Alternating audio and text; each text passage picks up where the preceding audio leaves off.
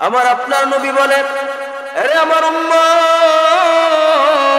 শোনো শোনো, কেউ যদি জুমার দিনে সূরাতুল কাহফ তেলাওয়াত করতে পারে, আল্লাহ রাব্বুল আলামিন আল্লাহর রাসূলের মাধ্যমে জানায়া দিলেন, হাবিব আপনার উম্মতদেরকে জানায়া দেন, ফি ইয়াউমিল জুমআতি আদাআ লাহু মিনান নূর মা বাইনাল জুমআতাইন।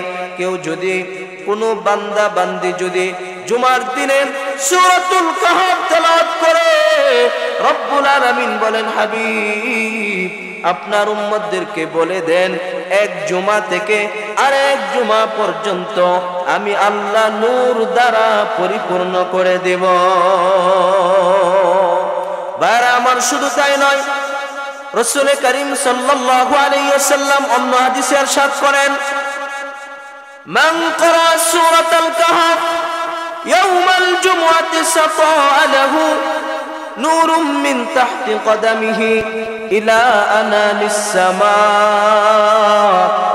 আমার আপনার নবী বলেন, আরে আমার উম্মত শোনো, জুমার দিনে আমার কোন বান্দা বান্দি যদি সূরাতুল কাহফ তেলাওয়াত করে, রব্বুল আলামিন আমার ওই উম্মতের পায়ের নিচ থেকে আকাশ পর্যন্ত হাসরের ময়দানে নূর দ্বারা পরিপূর্ণ করে দিবে।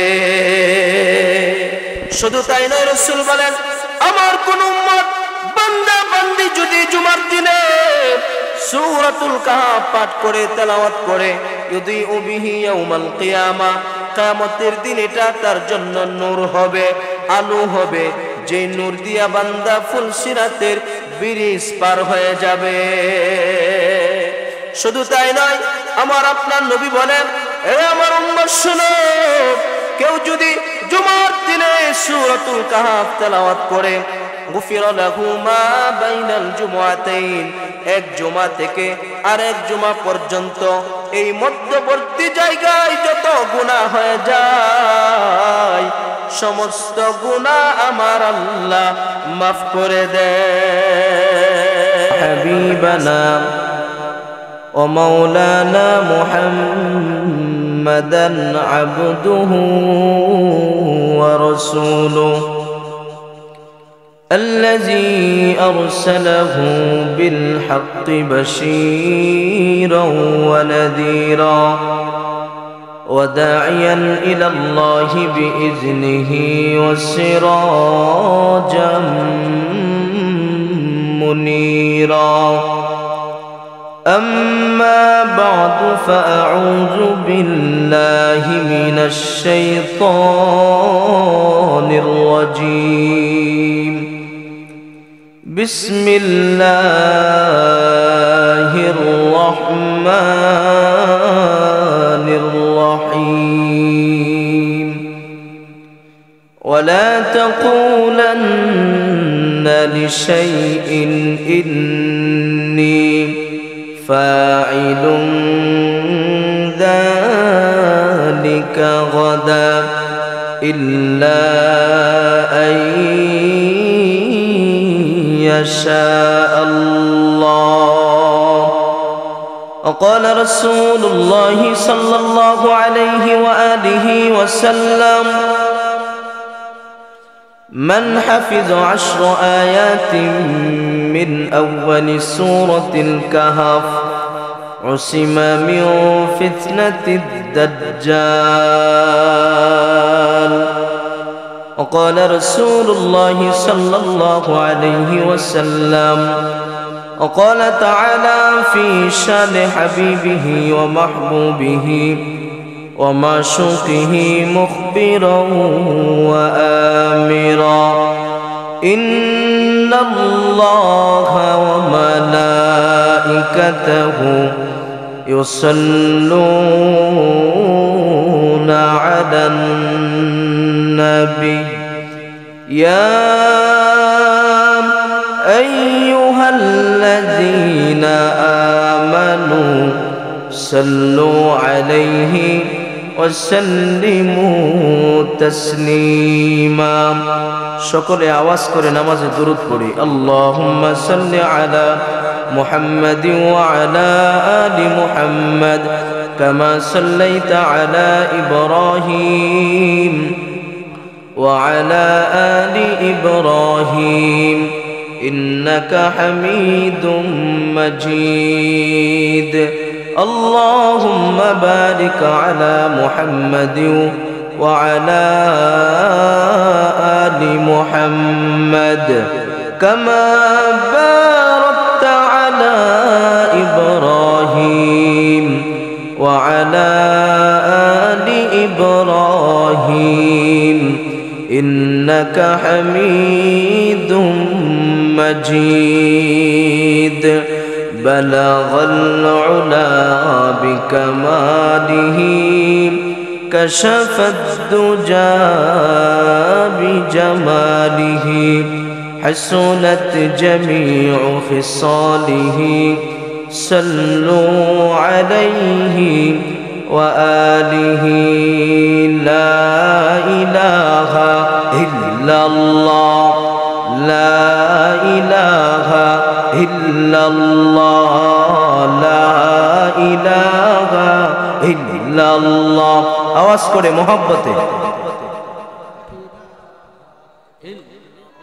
لا إله إلا الله বহু দূরে মদিনা কেমনে যাব জানি না দয়া করো দয়াল আল্লাহ দয়া করো দয়াল আল্লাহ পোড়াও মনের বাসনা লা ইলাহা ইল্লাল্লাহ লা ইলাহা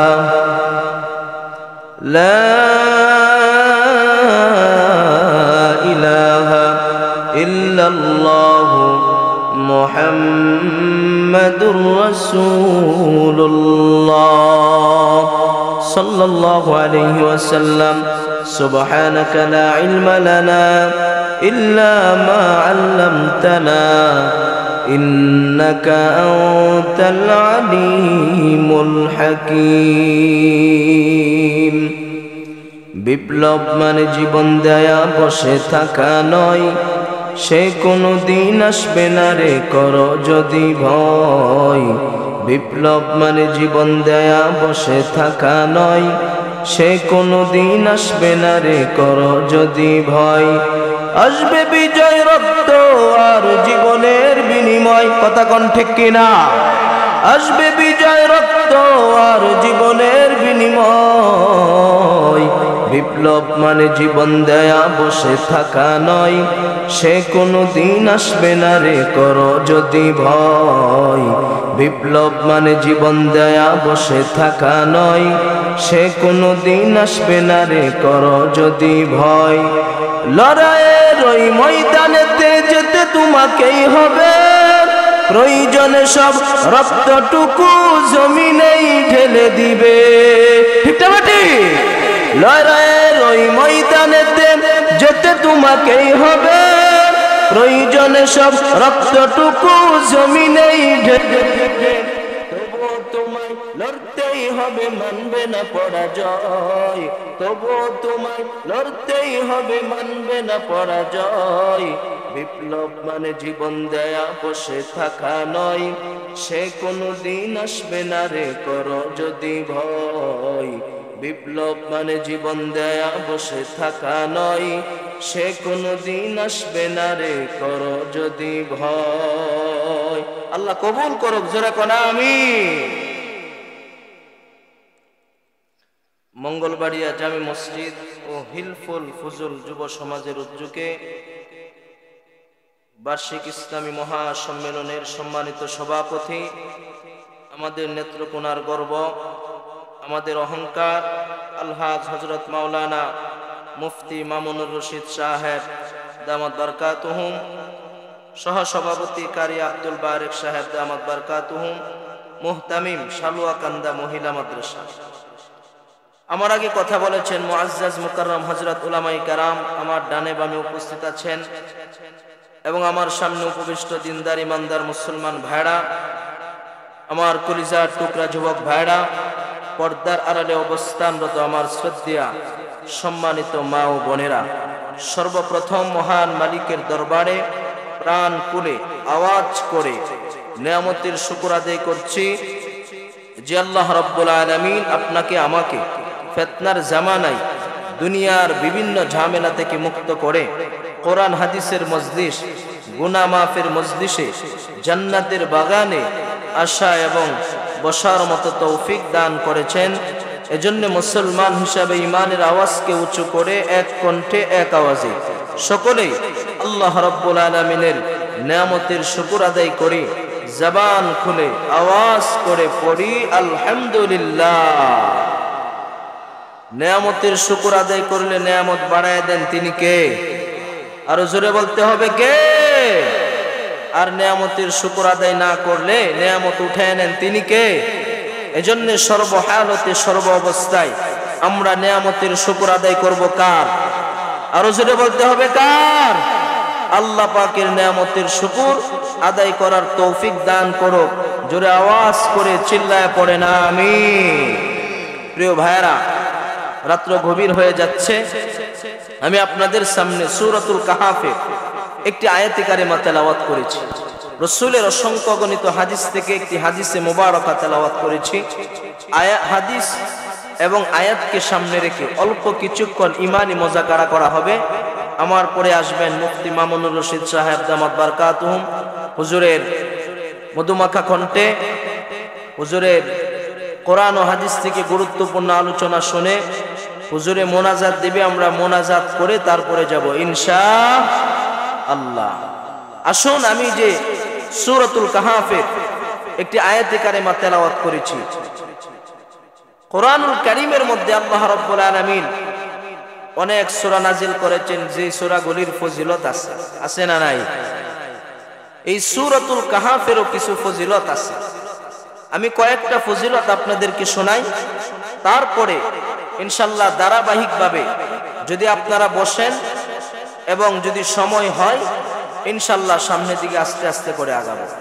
রাসূল করিম সাল্লাল্লাহু আলাইহি ওয়াসাল্লামের সাহাবী আবু দারদা রাদিয়াল্লাহু তাআলা আনহু, সাহাবীর কি নাম বলছি বলেন? আবু দারদা রাদিয়াল্লাহু তাআলা আনহু, তিনি বলেন রাসূল করিম সাল্লাল্লাহু আলাইহি ওয়াসাল্লাম বলেছেন, মান হাফিজা 10 আয়াতিন মিন আউয়ালি সূরাতিল কাহাফ উসিমা মিন ফিতনাতিদ দাজ্জাল। রাসূল করিম সাল্লাল্লাহু আলাইহি ওয়াসাল্লাম বলেন,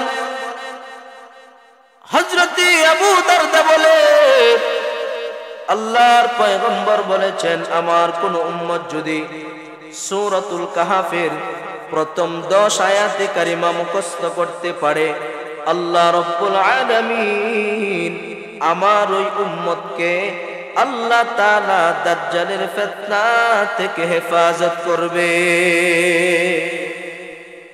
প্রথম 10 আয়াত যদি কেউ মুখস্থ করে, দাজ্জালের ফিতনা সবচাইতে বড় ফিতনা। আল্লাহ রাসূল বলেন, আমার উম্মত যদি সূরাতুল কাহাফের প্রথম 10টি আয়াতে কারিমা মুখস্থ করতে পারে, আল্লাহ তাআলা তাকে দাজ্জালের ফিতনা থেকে হেফাজত করবে। সুবহানাল্লাহ, জোরে বলেন।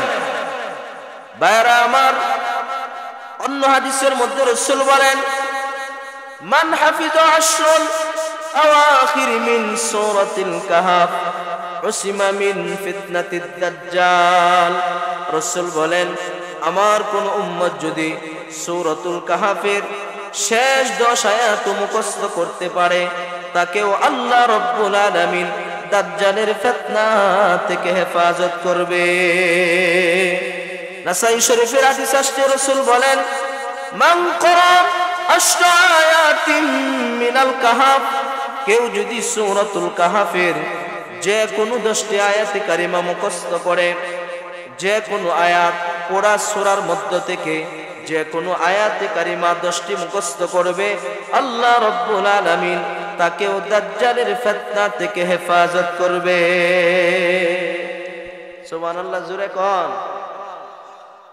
ভাইরা আমার, এই সূরাতুল কাহাফ যদি আমরা জুমার দিনে তেলাওয়াত করি। আমার নবী আপনার নবীর সাহাবী আবু সাঈদ খুদরি রাদিয়াল্লাহু তাআলা আনহু বলেন, আন্নান নবী সাল্লাল্লাহু আলাইহি ওয়াসাল্লাম মান ক্বারাআ সূরাতাল কাহফ ফি ইয়াউমিল জুমআতি আদাআ লাহু মিনান নূর মা বাইনাল জুমআতাইন। আমার আপনার নবী বলেন, আরে আমার উম্মত শোনো শোনো, কেউ যদি জুমার দিনে সূরাতুল কাহফ তেলাওয়াত করতে পারে, আল্লাহ রাব্বুল আলামিন আল্লাহর রাসূলের মাধ্যমে জানায়া দিলেন, হাবিব আপনার উম্মতদেরকে জানায়া দেন, ফি ইয়াউমিল জুমআতি আদাআ লাহু মিনান নূর মা বাইনাল জুমআতাইন। কেউ যদি কোনো বান্দা বান্দি যদি জুমার দিনে সূরাতুল কাহফ তেলাওয়াত করে, রব্বুল আলামিন বলেন, হাবিব আপনার উম্মতদেরকে বলে দেন, এক জুমা থেকে আরেক জুমা পর্যন্ত আমি আল্লাহ নূর দ্বারা পরিপূর্ণ করে দেব। ভাইরা আমার, শুধু তাই নয়, রাসূল করিম সাল্লাল্লাহু আলাইহি ওয়াসাল্লাম অন্য হাদিসে ইরশাদ করেন, মান ক্বারা সূরাতাল কাহফ ইয়াউমাল জুমআতি সাতাআ লাহু নূরুম মিন তাহতি কদামিহি ইলা আনানিস সামা। আমার আপনার নবী বলেন, আরে আমার উম্মত শোনো, জুমার দিনে আমার কোন বান্দা বান্দি যদি সূরাতুল কাহফ তেলাওয়াত করে, রব্বুল আলামিন আমার ওই উম্মতের পায়ের নিচ থেকে আকাশ পর্যন্ত হাসরের ময়দানে নূর দ্বারা পরিপূর্ণ করে দিবে। শুধু তাই নয়, রাসূল বলেন, আমার কোন উম্মত বান্দা বান্দি যদি জুমার দিনে সূরাতুল কাহফ পাঠ করে তেলাওয়াত করে, ইউদিউ বিহি ইয়াউমাল কিয়ামা, কিয়ামতের দিন এটা তার জন্য নূর হবে, আলো হবে, যে নূর দিয়া বান্দা ফুলসিরাতের ব্রিজ পার হয়ে যাবে। শুধু তাই নয়, আমার আপনার নবী বলেন, এ আমার উম্মত শোনো, কেউ যদি জুমার দিনে সূরাতুল কাহফ তেলাওয়াত করে, গুফিরা লাহু মা বাইনাল জুমআতাইন, এক জুমা থেকে আরেক জুমা পর্যন্ত এই মধ্যবর্তী জায়গায় যত গুনাহ হয়ে যায়, সমস্ত গুনাহ আমার আল্লাহ মাফ করে দেয়। আল্লাহ কি আছে? আর একটু জোরে কোন ভাইরা আমার, ফজিলত শুনাইলাম, গুফিরা লাহু মা বাইনাল জুমআতাইন। রাসূল বলেন, আমার উম্মতের দুই জুমার মধ্যবর্তী জায়গা সমস্ত গুনাহ যিনি মাফ করে দিবেন, আওয়াজ করে বলেন তিনি কে? আরো জোরে কোন কে? আল্লাহ মাফ করে দিবেন। মুফাসসিরিনে কেরাম বলেন, আল্লাহ তো গুনাহ মাফ করবে, তবে সব গুনাহ আল্লাহ মাফ করবে না। গুনাহ হলো দুই প্রকার। কয় প্রকার? একটু জোরে কোন, আরো জোরে। একটা হলো গুনাহে সগীরা, আর একটা হলো গুনাহে কবিরা। গুনাহ হলো দুই প্রকার। ও মুসলমান, আমি আর আপনি, আমরা তো সগীরা গুনাহ কমই করি, কবিরা গুনাহ আমরা বেশি বেশি করতেছি। কথা কোন ঠিক কিনা? ভাইরা আমার, নামাজ ছেড়ে দেওয়া এটা কবিরা গুনাহ, মিথ্যা বলা কবিরা গুনাহ, সুদ খাওয়া কবিরা গুনাহ, মানুষের উপরে জুলুম করা কবিরা গুনাহ, কাউকে গালি দেওয়া কবিরা গুনাহ। এখন বলেন, নামাজ ছেড়ে দেওয়ার অভ্যাস আমাদের মধ্যে আছে না নাই? কথা কন না কেন? মিথ্যা বলার অভ্যাস আছে না নাই? সুদ খাওয়ার অভ্যাস আছে না নাই? এগুলা কম না বেশি? কথা কোন কম না বেশি? অথচ আল্লাহ তাআলা পবিত্র কোরআনের এক জায়গায় বলে, যারা আমার মুমিন বান্দা হবে তাদের এক নাম্বার গুণ থাকবে, তারা আল্লাযীনা হুম ফি সালাতিহিম খাশিউন। তাদের এক নাম্বার গুণ হবে, তারা খুশু খুজুর সাথে নামাজ আদায় করবে। এটা হলো মুমিনের গুণ। তাহলে নামাজ ছেড়ে দেওয়া এটা কবিরা গুনাহ। নামাজ ছেড়ে দেওয়ার অভ্যাস আমাদের সমাজের মানুষের কম না বেশি? কম না বেশি? মিথ্যা বলার অভ্যাস কম না বেশি? এগুলা ছাড়ার দরকার আছে না নাই? ছাড়তে হবে। বাইরে আমার কয়টা ফজিলত শুনাইলাম। এখন যে আয়াত পড়েছি, আয়াত কেন নাজিল হলো, কোন প্রেক্ষাপটে নাজিল হলো, আমি কি আগাবো নাকি সামনে বলবো? আমার আপনার নবী মুহাম্মদুর রাসূলুল্লাহ সাল্লাল্লাহু আলাইহি ওয়াসাল্লাম তিনি যখন মক্কার জমিনে কালেমার দাওয়াত দেয়, কোরআনের কথা বলে, ও মুমিন আমি আপনাদের কাছে জানতে চাই, কোরআনের কথা বললে, ঈমানের কথা বললে সবাই কি খুশি হয় নাকি বেজার হয়? সবাই খুশি হয়। কোরআনের সঠিক কথা বললে অনেকের মাথা গরম হয়ে যায়। হুজুর এই কথা কেন বলল? ইমাম সাহেবকে আমরা খাবার দেই, আমরা বেতন দেই, কেন ইমাম সাহেব এই কথা বলবে? ইমাম সাহেবকে রাখা যাবে না, এমন মুসলমান সমাজের মধ্যে আছে না? না ভাইরা আমার, আমার নবী, আপনার নবী মুহাম্মদুর রাসূলুল্লাহ সাল্লাল্লাহু আলাইহি ওয়াসাল্লাম তিনি যখন মক্কার জমিনে কালেমার দাওয়াত দেয়, কোরআনের কথা বলে, ঈমানের কথা বলে, লা ইলাহা ইল্লাল্লাহু মুহাম্মাদুর রাসূলুল্লাহ সাল্লাল্লাহু আলাইহি ওয়াসাল্লাম তিনি যখন এই কালেমার দাওয়াত দিচ্ছেন, আবু জাহেল, উতবা, শাইবা, নজর ইবনে হারিস, উকবা ইবনে আবু মুঈত বেঈমানরা বলতে লাগলো, মুহাম্মদকে নাকি আল্লাহ নবী বানাইছে, টাকা নাই, পয়সা নাই, কিছুই নাই, তার অর্থ সম্পদ নাই, তাকে আল্লাহ কেন নবী বানাইলো? মক্কার জমিনে কি তার রব, তার মালিক আর কোন মানুষ দেখে নাই? কত ধনাঢ্য ব্যক্তিরা ছিল, তার উপরে নাকি কোরআন নাজিল হয়েছে। এমন কথা যখন বলতে লাগলো, বেঈমানরা বৈঠকে বসে বলে, কি করা যায়? মুহাম্মদ তো আমাদের লাত, মানাত, উজ্জাতের বিরুদ্ধে কথা বলে, মানে মূর্তির বিরুদ্ধে কথা বলে। ও মুসলমান, আমি আপনাদের কাছে জানতে চাই, মুসলমানরা কি মূর্তির পক্ষে কথা বলতে পারে? আসতে বলেন কেন পারে? কিন্তু এই দেশে আমরা তাকায় দেখেছি, এই দেশের উলামায়ে কেরাম যখন মূর্তির বিরুদ্ধে কথা বলেছে, তাদেরকে ধরে ধরে রিমান্ডে নেওয়া হয়েছে। ঠিক না বেঠিক? মামলা দেওয়া হয়েছে, আয়না ঘরে রাখা হয়েছে, বছরের পর বছর, বছরের পর বছর কারাদণ্ড দেওয়া হয়েছে, একমাত্র মূর্তির বিরুদ্ধে কথা বলবার কারণে। আওয়াজ করে কোন ঠিক কিনা? এতদিন পর্যন্ত যারা মূর্তির পক্ষে স্লোগান দিয়েছে, বাবার মূর্তি লাগাবে, বিভিন্ন জায়গায় জায়গায় বাবার মূর্তি লাগাইয়া আলেমদেরকে অপমান করেছে। ও মুসলমান, আমি জানতে চাই, আলেমরা মূর্তির বিরুদ্ধে কথা বলেছে, এটা কার বিধান? কথা বলেন না কেন? কার বিধান? আল্লাহর বিধান। আমার নবীকেও আল্লাহ বলেছেন, হাবিব, মক্কার বাইতুল্লাহর ভিতরে 360টা মূর্তি ছিল। মক্কা বিজয়ের পরে আমার নবী নিজের হাতে ভাঙছে। তার মানে বোঝা গেল মূর্তির পক্ষে মুসলমান কথা বলতে পারে না, মূর্তির পক্ষে মুসলমানরা থাকতে পারে না। যারা নাকি মূর্তির পক্ষে থাকে ওরা হলো নামদারি মুসলমান এবং মুনাফিক। কথা কোন ঠিক কিনা? ভাইরা আমার, নবী আমার কালেমার কথা বলে, এমন সময় বেঈমানরা বলে, মুহাম্মদকে কেমনে ঠেকানো যায়, তার মিশন কেমনে এটা বন্ধ করা যায়। আমার নবী, আপনার নবীর বিরুদ্ধে তারা বৈঠক বসছে। বৈঠকে সিদ্ধান্ত হলো, চলো চলো আমরা সবাই মদিনায় যাব।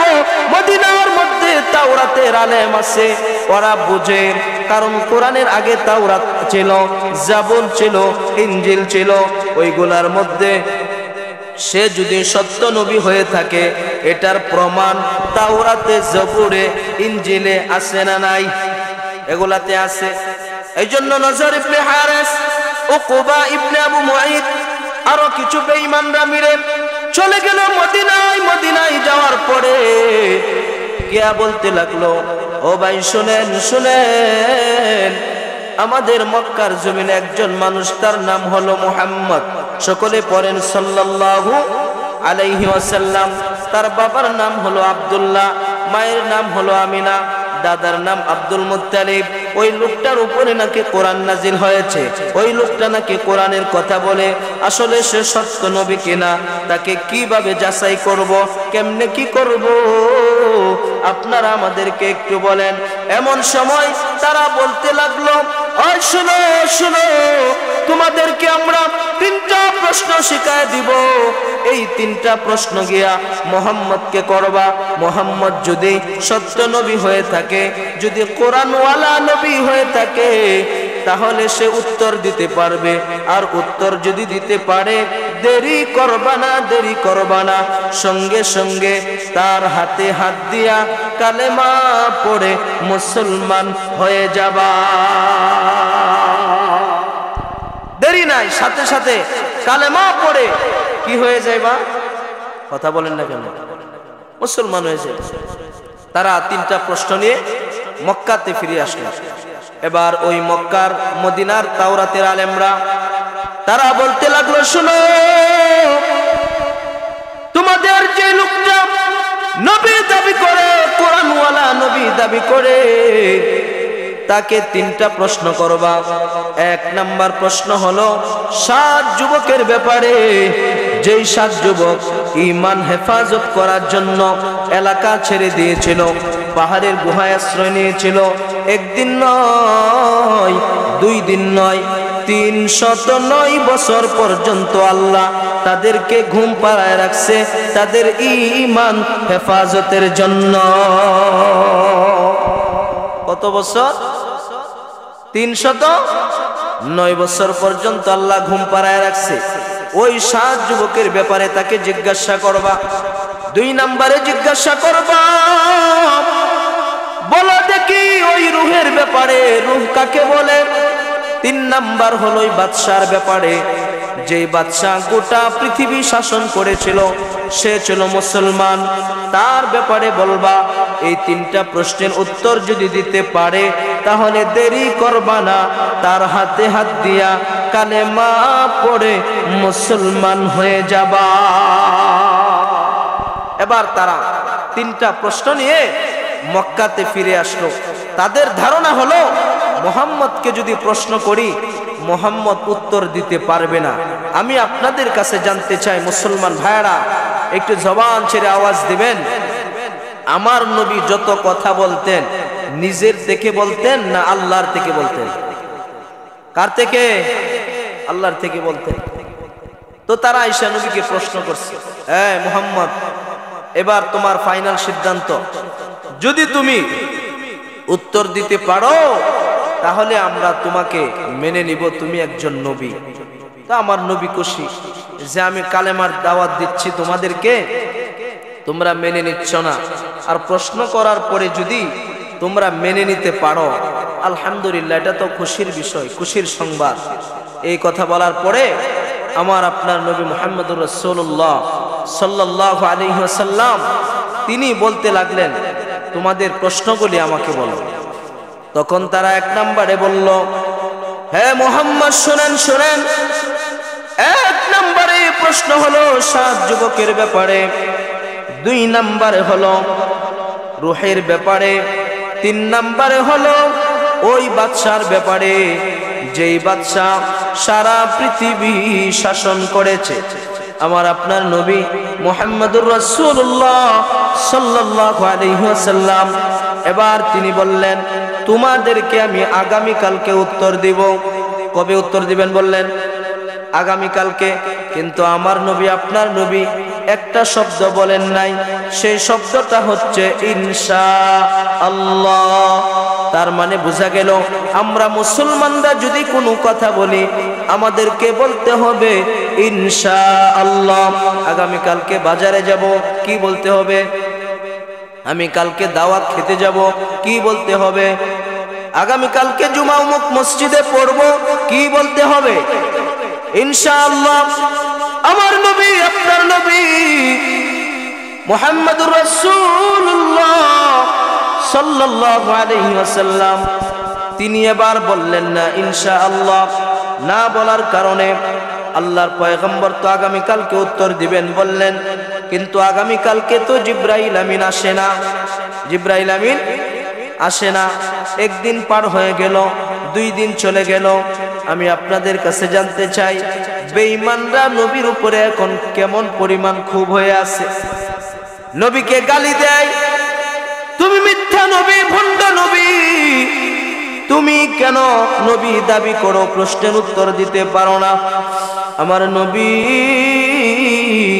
আপনার নবী মুহাম্মদুর রাসূলুল্লাহ সাল্লাল্লাহু আলাইহি ওয়াসাল্লাম তিনি চোখের পানিগুলো ছেড়ে দেয়া কান্না করে আর বলে, মালিক, আমি কি অন্যায় করেছি, কি অপরাধ করেছি? আল্লাহ, আমি কেন উত্তর দিতে পারছি না? কেন জিবরাইলকে তুমি পাঠাও না? আমি তো মনে মনে ভেবেছিলাম জিবরাইল তো প্রতিদিন আমার কাছে আসে, আগামীকালকে যখন জিবরাইল আমিন আসবে তার থেকে উত্তর জেনে আমি বেঈমানদেরকে উত্তর দিয়ে দিব। কিন্তু আজকে 1 সপ্তাহ নয়, 14 দিন পার হয়ে গেল, কেন জিবরাইল আমিন আসে না? নবী যখন কান্না করে, নবীর মনটা বড় খারাপ। এমন সময় আল্লাহ ডাক দিয়া বলে, জিবরাইল, আর দেরি করিও না, আর দেরি করিও না, চলে যাও, আমার বন্ধুর কাছে চলে যাও। কেমনে যাইবা? শুধু কি একা যাইবা? না না, আমার তোমার সঙ্গে করে সূরাতুল কাহাফ নিয়ে যাও। পাশাপাশি আমার বন্ধুকে সান্ত্বনা দেওয়ার জন্য সঙ্গে করে 70,000 রহমতের ফেরেশতা লইয়া আমার বন্ধুর কাছে তুমি হাজির হয়ে যাও। সূরাতুল কাহাফ এবং 70,000 রহমতের ফেরেশতা নিয়া আল্লাহ রব্বুল আলামিনের ফেরেশতা জিবরাইল আমিন তিনি চলে আসলেন। কার কাছে আসলেন? আমাদের নবী মুহাম্মদুর রাসূলুল্লাহ সাল্লাল্লাহু আলাইহি সাল্লামের কাছে। জিবরাইল আমিন যখন আসলেন, আমার আপনার নবী বলে, জিবরাইল, কই তুমি? কই এতদিন পার হয়ে গেল, তুমি কেন আসলা না? এবার জিবরাইল আমিন বললেন, ওয়ালা তাকুলান্না লিশাইইন ইন্নী ফাইলুন যালিকা গাদা ইল্লা আইয়াশা আল্লাহ। আল্লাহু আকবার বলেন। ভাইরা আমার, জিবরাইল আমিন বলে, হাবিব, আপনি যখন কোনো কথা বলবেন, আগামীকালকের কথা বলবেন, এমনটা বলবেন না যে আমি আগামীকালকে বলবো, পরশু বলবো, তরশু বলবো, এমন কথা বলবেন না। আপনি বলবেন, আল্লাহ যদি চাহে, ইনশা। কথা কয় না? ইনশা। আরো জোরে বলেন, ইনশা। এখান থেকে আমাদের শিক্ষা হলো, আমরা যদি কোনো কথা বলি আমাদেরকেও বলতে হবে ইনশা আল্লাহ। ইনশাআল্লাহর ছোট একটি কথা মনে হয়েছে, বলবো কি আমি আপনাদেরকে? এক আল্লাহর বান্দা তার সন্তানকে মাদ্রাসায় পড়াই। তো বাবা যাবে গরু কেনার জন্যে। কি কেনার জন্যে? গরু কিনবে, বাজারে যাবে। এবার বলল, বাবা আমি বাজারে যাচ্ছি গরু কিনতে। ছোট সন্তান মাদ্রাসায় পড়ে, দিন বুঝে, দিন শিক্ষা করে। এবার বাচ্চা বলতে লাগলো, আব্বা আপনি ইনশাআল্লাহ বলেন। কি বলেন? ইনশাআল্লাহ বলেন। তার বাবা বলে, আমি ইনশাআল্লাহ কেন বলবো? আমার পকেটে টাকা আছে, আমি তো টাকা আছে, আমি বাজারে যাব, বাজারে গরু আছে, ইনশাআল্লাহ বলার কি হলো? তো বান্দা বাজারে গেল। বাজারে যাওয়ার পরে গরু কিনলেন। কেনার পরে এবার গরুর মালিক বলে, ভাই আমার টাকা দিয়ে দেন, আমি চলে যাই। এবার বলল, ঠিক আছে টাকা দিচ্ছি। পকেটে হাত দিয়ে দেখে টাকা নাই। কি নাই? টাকা নাই। এখন বলে, ভাই দেরি করছেন কেন? আপনি টাকা দেন। ইনশাআল্লাহ পকেটে টাকা নাই। কি হইছে? ইনশাআল্লাহ সুরে লয়ে গেছে। এখন বাড়িতে গেছে, সন্তান বলে আব্বা আপনি কি গরু আনছেন? ইনশাআল্লাহ গরু আনি নাই। কি হইছে? ইনশাআল্লাহ টাকা সব সুরে লয়ে গেছে। এখন বলেন ইনশাআল্লাহ কয়বার কইছে? হিসাব আছে? হিসাব ছাড়া। তাহলে সময় থাকতে সবকিছু বলতে হবে। কথা ঠিক না ঠিক? সময় থাকতে বলতে হবে। ভাইরা আমার, জিবরাইল আমিন এবার বলে, হাবিব শুনেন শুনেন, বেঈমানরা আপনাকে প্রশ্ন করেছে, এক এক করে শুনেন। আল্লাহ তাআলা সূরাতুল কাহাফের মধ্যে আপনাকে জানায়া দিল। আল্লাহ তাআলা বলেন, আম হাসিবতা আন্না আসহাবাল কাহফি ওয়ার রাকিম কানু মিন আয়াতিনা আজাবা।